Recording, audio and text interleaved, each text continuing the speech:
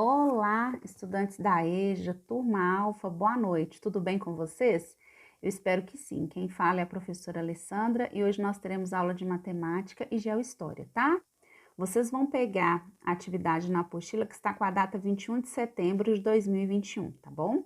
Na aula de hoje nós iremos anotar a quantidade aproximada dos povos que formaram a população brasileira, tá bom?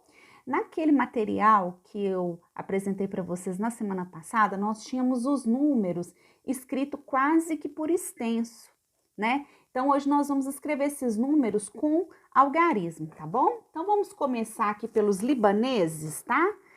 Os libaneses, gente, aproximadamente 70 mil libaneses. Como que a gente escreve 70 mil, ó? A gente vai colocar o 70, pontinho, 3 zeros, tá?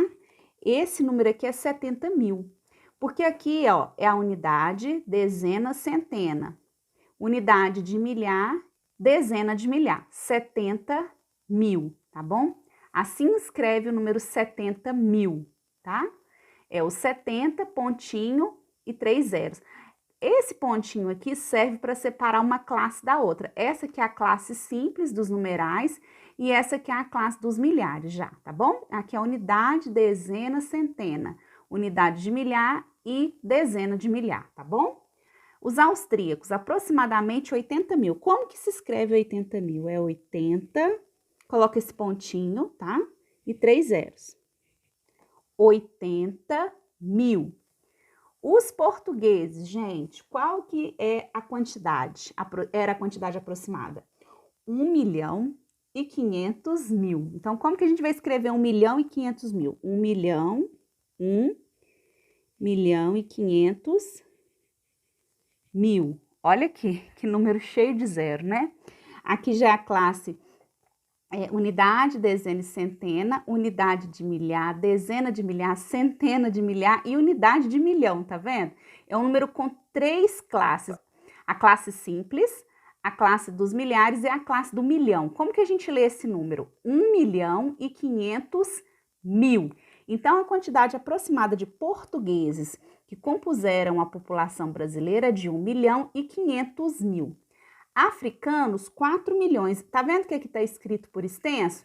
Vamos escrever 4 milhões com os numerais, ó. 400.000. Assim se escreve 4 milhões, tá bom? É um número cheio de zero, né, gente? 4 milhões. A maior população que compôs o povo brasileiro veio do continente africano, da África, 4 milhões. Os lituanos, ó, aqui, ó, 60 mil, aproximadamente, compuseram a população brasileira. Olha como que escreve 60 mil, tá? É assim. Japoneses, 200 mil. Muitos japoneses, né, gente? Ó, 200 mil, tá vendo? 200 mil. Romenos, 35 mil. 35 mil, assim que se escreve. Poloneses, 50 mil. Olha como é que se escreve 50 mil, ó. 50, 50 mil. Agora vamos aqui, ó. Os italianos, gente. 1.400.000. 1.400.000. Gente, olha aqui, ó. A quantidade de italianos que compuseram a população brasileira é muito próxima à quantidade de portugueses, tá vendo? Por isso que em muitas famílias tem tantas pessoas que são descendentes de italianos, tá vendo? É uma população muito grande que veio para o Brasil, principalmente após o fim da escravidão, muitos italianos vieram para trabalhar no Brasil, né? Foi feito um incentivo para que eles imigrassem para cá, né? Então, olha só como que foi grande, né, a população. Alemães, 350 mil. Gente, 350 mil. E essas pessoas, gente, não vieram também somente após o fim da escravidão.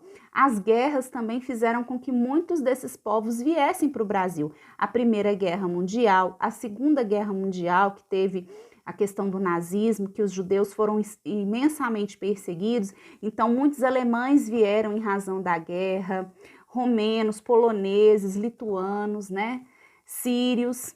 Vamos ver a quantidade de espanhóis, 450 mil. Olha como é que escreve, ó, 450 mil, assim que escreve 450 mil. Sírios, 50 mil. Olha como que escreve 50 mil, ó. Índios, gente, na atividade anterior não falava, tá? Eu fiz uma pesquisa e a quantidade de índios que estavam aqui quando os portugueses chegaram era de aproximadamente 3 milhões e 500 mil índios. Olha aqui, ó, bem próxima a quantidade de africanos. Olha, a população brasileira é formada por 4 milhões de africanos, ou seja, maioria africana e maioria indígena também. Olha aqui, ó, 3 milhões e 500 mil, tá bom? Outros povos, 250 mil. Olha só, tá vendo, gente? Essa formação dessa população brasileira teve o papel fundamental de todos esses povos aí. E quando a gente percebe quanto maior o número de pessoas que vieram para cá, maior a influência dessas culturas na cultura brasileira, né, gente? A gente tem aí a questão dos italianos, que também tem uma forte relevância na nossa cultura, né? A questão das massas, da comida, né? Desse calor, né, italiano. A questão indígena, que é sem precedentes, né, gente? Tá na nossa cultura. E a cultura africana, né? Nem se fala. Inclusive, nós estamos estudando na língua portuguesa várias palavras de origem africana, certo? Várias comidas que nós temos, costumes, né? Assim, é uma cultura muito próxima à nossa. Por quê? Porque a quantidade de pessoas que vieram escravizados, né, gente? Uma situação muito triste, que eles vieram contra a vontade deles para o território brasileiro, mas a quantidade foi muito grande, então por isso que a nossa cultura é tão rica nas tradições africanas, nas tradições indígenas, né? E nas tradições dos outros povos também que compuseram a nossa população brasileira. Vamos para a próxima atividade? Na aula de Geohistória, ela está com data 21 de setembro, nós vamos fazer uma apresentação aqui sobre os quilombos, tá bom? Os quilombos tradicionais são conhecidos como um dos modos de resistir à escravidão e por isso devem ser objeto de estudo. Devemos incluir em nosso estudo também a história dos quilombos modernos, urbanos e rurais, pois no imaginário nacional o quilombo é algo do passado que teria desaparecido do país com o sistema escravocrata em maio de 1888. As denominadas comunidades remanescentes de quilombos ainda causam grande surpresa à população brasileira, quando surgem notícias em meios de comunicação sobre sua existência em praticamente todos os estados da federação e que essas vêm gradualmente conquistando o reconhecimento e a posse formal de suas terras. Essa falsa ideia decorreu do fato de as comunidades terem permanecido isoladas durante parte do século passado. Foi uma estratégia intencional que garantiu a sua sobrevivência como um grupo organizado, com tradições e relações territoriais próprias e, por conseguinte, com direito a serem respeitados nas suas especificidades, as quais foram significativas para a construção e a atualização de sua identidade étnica, cultural, reprodução, física e social. Desde então, o pleito pela garantia do acesso à terra, relacionando-o ao fator de identidade étnica como condição essencial, tornou-se uma constante, como forma de compensar a injustiça histórica cometida contra a população negra, aliado à preservação do patrimônio cultural brasileiro em seus bens de natureza material e imaterial. Então, gente, o quilombo que nós temos mais informação, que é o mais conhecido, é o quilombo dos Palmares, né? Só que aqui o texto tratando que o quilombo não foi somente o quilombo dos Palmares, que nós tivemos os quilombos em vários locais do Brasil, certo? Porque o quilombo era um refúgio, né, para as pessoas escravizadas que não aguentavam mais ser então maltratados, subjugados, né, em sua condição humana, e essas pessoas fugiam, né, adentravam a mata, né, e iam se refugiar nos quilombos, tá bom? Eles se organizavam de uma forma coletiva, né? Nesses quilombos, os africanos poderiam ser africanos de verdade, né? Eles podiam cultivar as suas raízes, eles podiam cantar suas músicas, eles podiam ter a sua fé respeitada, eles podiam relembrar as tradições que eles trouxeram da África, né? Essa ideia de que só o quilombo dos Palmares existiu está incorreta, porque em todo o território brasileiro houve esse movimento de resistência, entendeu? A gente não pode achar que a questão da escravidão foi algo que foi aceito com facilidade, não foi, né? Houve resistência, houve muita luta, né? E a gente vê, gente, que as mudanças ocorrem a partir disso, né? A gente percebe que os movimentos ocorrem a partir do momento que as pessoas se unem, que as pessoas buscam a melhoria, né, para a coletividade, né? E o movimento humano é assim, né? Quando a gente está numa situação, a gente às vezes vê que aquela situação não está muito boa, a gente tem que arrumar uma forma de melhorar a situação, né? Com dignidade, com respeito, mas tendo em vista essa questão, né, da valorização humana.